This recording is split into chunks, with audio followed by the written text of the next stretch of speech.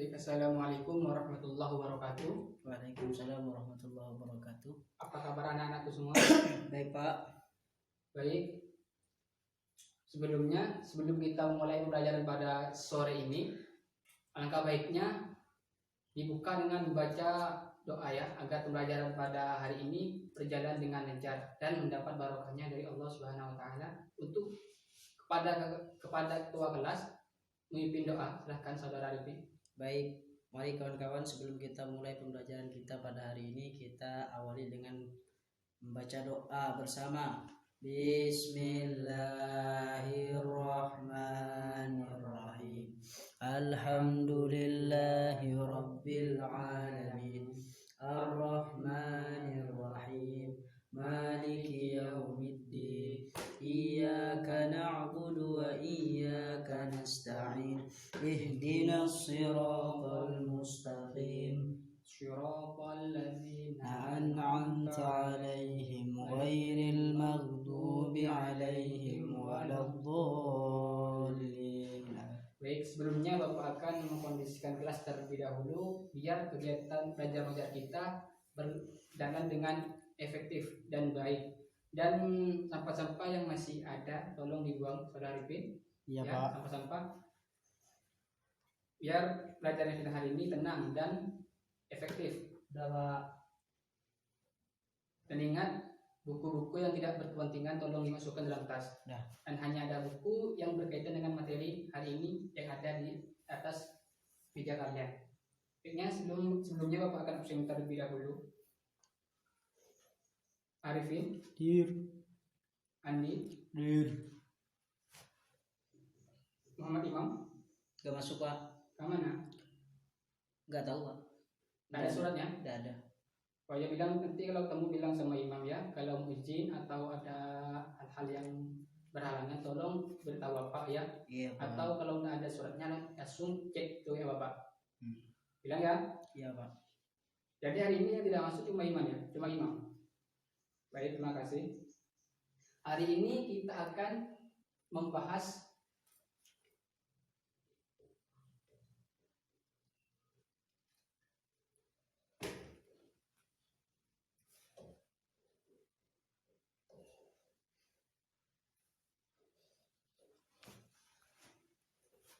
perbedaan syariah, fikih, dan ibadah. Minggu lalu kita telah membahas tentang puasa, ya, tentang puasa. Coba saudara Arifin, pengertiannya puasa apa? Kemarin Bapak sudah membahasnya. Puasa yaitu menahan diri dari hal-hal yang membatalkan puasa seperti makan, minum, menjaga hawa nafsu, dan yang lainnya Pak. Baik, terima kasih. Ya itulah pengertiannya puasa, yaitu menahan diri dari makan dan minum dan hawa nafsu. Berarti Arifin berumahnya belajar karena kamu telah mengingat materi minggu lalu yang telah Bapak ajarkan. Terima kasih. Sekarang kita akan membahas tentang perbedaan syariah, fikih, dan ibadah. Apakah anak-anak ada yang tahu tentang perbedaan syariah, fikih, dan ibadah? Ada yang tahu?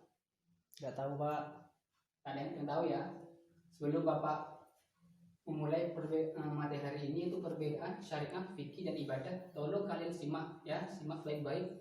Jangan main HP dan jangan pikirnya kemana-mana, jangan fokus masing-masing. Tetap fokusnya ke depan ya. Iya Pak. Dan nanti yang Bapak sampaikan kalian juga memahaminya. Dan ketika Bapak menanya, kalian bisa menjawabnya. Paham ya? Paham Pak. Baik. Perbedaan syariah, fikih, dan ibadah. Yang pertama adalah syariah.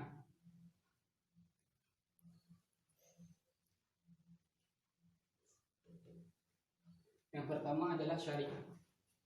Apa syariah itu?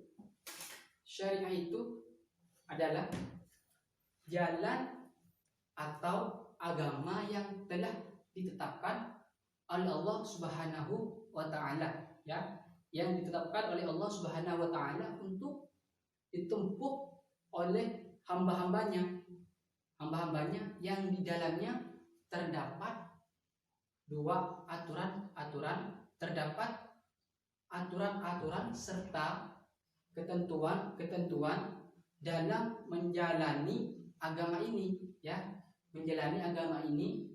Dengan kata lain, syariah sama dengan agama, ya, atau juga aturan-aturan sama dengan agama.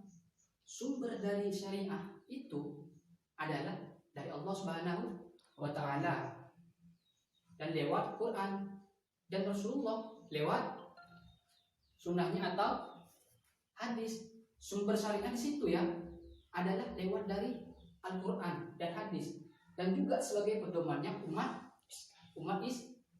Islam, ya. Baik, yang selanjutnya yaitu atau poin yang kedua,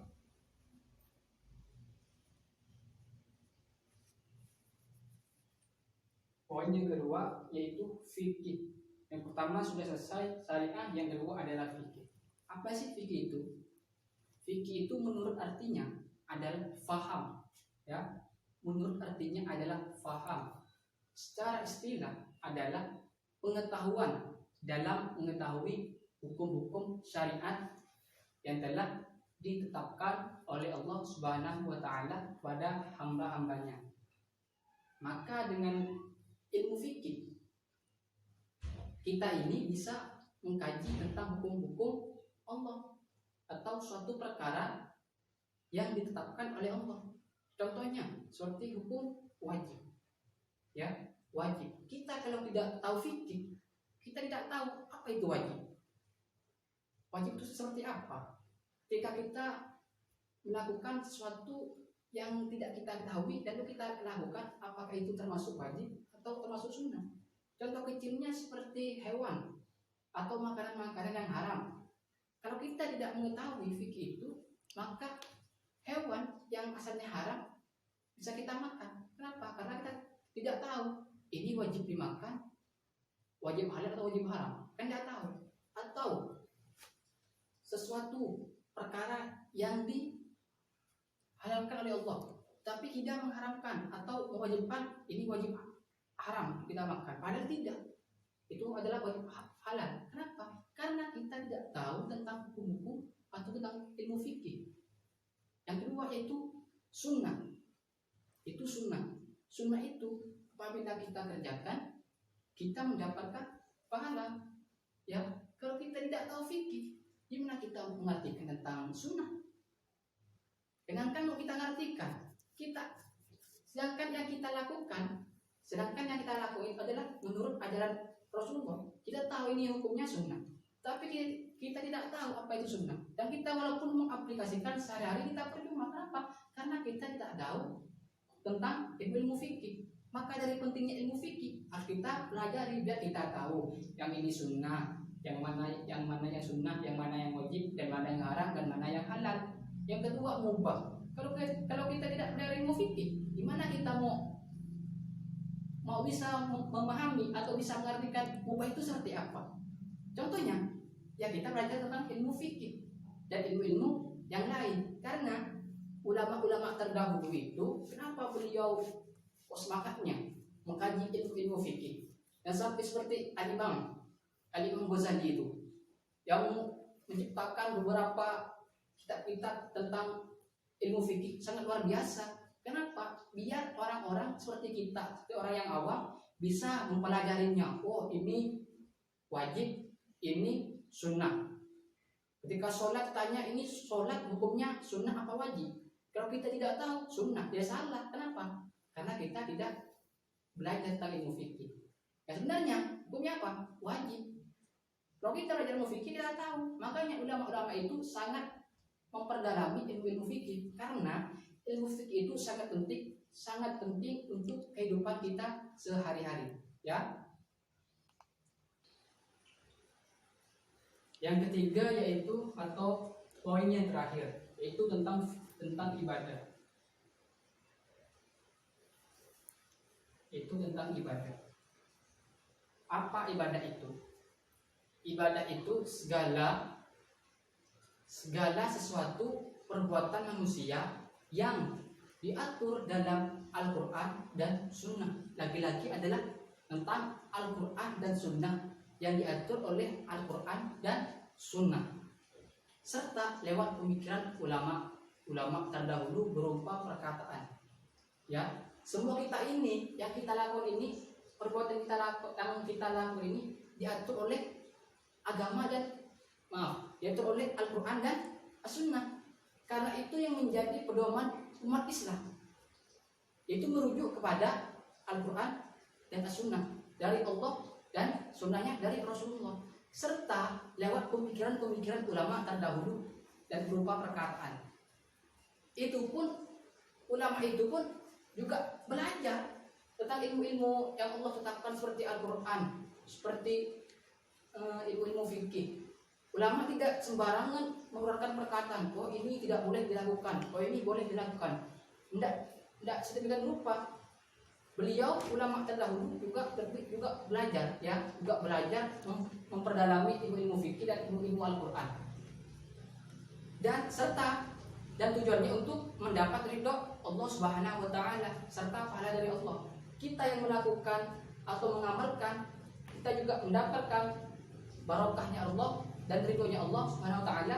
Dan ulama yang belajar dan serta yang kita ikuti perkataan ulama-ulama itu juga demikian. Ulama itu hanya mengharapkan ridhonya Allah Subhanahu wa taala serta pahala dari Allah Subhanahu wa taala. Contoh dari ibadah itu seperti apa? Contohnya sangat gampang, mungkin kita telah lakukan sehari-hari. Contohnya dari ibadah adalah sholat, ya. Sholat itu adalah termasuk hal-hal ibadah. Terserah sholat asar, duhur, asar, maghrib, isya, subuh. Itu juga perbuatan atau ibadah sholat. Yang kedua, apa lagi setelah sholat? Masih ada lagi apa? Yaitu puasa. Terserah puasa Senin Kamis, puasa sunnah, pokoknya puasa sunnah. Terlebih-lebih itu puasa bulan suci Ramadan yang sebentar lagi kita akan memasukinya. Insyaallah kurang 5 hari lagi, ya. Itu sangat wajib bagi orang muslim. Itu juga termasuk amal-amaliyah ibadah. Kalian tahu, ya, anak sekalian. Yang kedua, yang ketiga, maksudnya yang selanjutnya yaitu contoh yang selanjutnya yaitu tentang zakat. Zakat. Itu juga amaliyah ibadah. Kapan kita berzakat? Ketika sudah memenuhi syarat tertentu. Contohnya seperti kita mempunyai harta yang banyak atau mempunyai suatu seperti emas, uang, itu wajib dizakatkan. Dan kapan kita tidak berzakat, tidak mengeluarkan zakat? Ketika kita tidak mempunyai apa yang kita zakatkan. Sedangkan kita memakan sendiri, kita susahan, tidak wajib untuk mengeluarkan zakat. Itu juga termasuk sesuatu hal yang ibadah. Yang selanjutnya yaitu sedekah. Contohnya sedekah. Sedekah itu sesuatu ibadah. Ketika kita bersedekah, contohnya saya mempunyai uang umpamanya 5.000, saya sedekahkan kepada saudara Arifin, ya, kepada anak Arifin. Saya bilang, ini sedekah saya. Berarti saya itu mengerjakan suatu ibadah. Kenapa? Karena sedekah itu termasuk hal-hal ibadah, ya. Selain dari tadi contoh-contoh yang lain, sholat, puasa, zakat, dan sedekah itu juga amaliyah ibadah yang harus kita lakukan kalau ingin kita mendapatkan ridho Allah Subhanahu wa taala dan pahala dari Allah Subhanahu wa taala. Dari materi pertama sampai akhir yang Bapak sampaikan, mari kita simpulkan bersama-sama, ya, perbedaan syariah, fikih dan ibadah. Yang pertama adalah syariah. Yang kedua yaitu fikih. Yang ketiga yaitu ibadah. Baik. Dari sekian rupa yang Bapak sampaikan, apakah anak-anak ada yang kurang paham atau yang ingin perlu ditanyakan? Silahkan. Sudah jelas, Pak. Sudah jelas, ya? Ya, Pak. Dari syariah sudah tahu kan? Tahu, Pak. Syariah itu. Dan yang fikih? Paham, Pak. Paham? Dan ibadah, Paham. paham. Coba saya tanyakan contoh dari ibadah, satu aja. Contoh dari ibadah seperti apa yang tadi Bapak jelaskan? Contohnya yaitu melaksanakan sholat 5 waktu, Pak. Menjalankan sholat 5 Waktu. waktu. Baik, berarti kamu telah memperhatikan ketika Bapak berbicara. Berarti kamu telah menangkap apa yang Bapak sampaikan. Iya, Pak. Baik, untuk minggu depan Bapak akan kasih kalian tugas biar kalian tidak keluar kemana-mana ya. Coba LKS-nya dibuka halaman 35. Iya, Di Pak. situ ada beberapa soal esai dan soal pilihan ganda tentang syariah, fikih dan ibadah. Kalian kerjakan ya di rumahnya, semuanya yang ganda maupun yang esai. Dan kalian tidak keliuran kemana-mana. Dan jangan lupa, saya pesankan kepada anak-anakku sekalian, jangan sekali-kali kalian selalu bermain-main terus, apalagi permainan yang tidak ada manfaatnya. Iya, Lebih Pak. baik kalian itu di rumah belajar ya, biar tambah pengetahuan. Daripada kalian cuma keluyuran malam main HP tidak ada manfaatnya. Karena tidak ada gunanya. Lebih baik kalian di rumah belajar, baca Quran biar ada manfaatnya. Karena orang sukses itu, kalau ingin melihat orang sukses itu, jangan lihat ketika dia pas sudah wow itu, ketika sudah dia jadi orang. Tapi lihat dulu prosesnya, gimana dia prosesnya yang sangat susah payah belajar. Seperti ulama-ulama, contohnya seperti yang saya kagumi Ustaz Abdul Somad. Beliau sangat luar biasa ilmu pengetahuannya. Jangankan di bidang Al-Quran, lebih-lebih di bidang fikih beliau sudah masya Allah. Kenapa? Karena beliau selalu belajar dan tidak pernah mengenal lelah.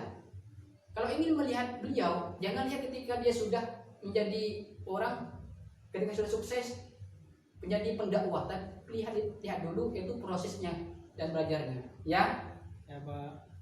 Mungkin cuma itu yang bisa Bapak sampaikan. Sebelum menutup pembelajaran pada sore ini, tolong Saudara Arifin pimpin doa untuk menutup pembelajaran hari ini. Baik, mari kawan-kawan, sebelum kita menutup pembelajaran kita pada hari ini, kita tutup dengan bacaan kafaratul majlis. Bismillahirrahmanirrahim. Subhanakallahumma wa bihamdika asyhadu an la ilaha illa anta astaghfiruka wa atubu ilaik. Mungkin cuma itu dari Bapak. Apabila ada kata-kata yang salah, Bapak mohon maaf yang sebesar-besarnya. Dari Bapak, ihdinas siratal mustaqim. Assalamualaikum warahmatullahi wabarakatuh. Waalaikumsalam warahmatullahi wabarakatuh.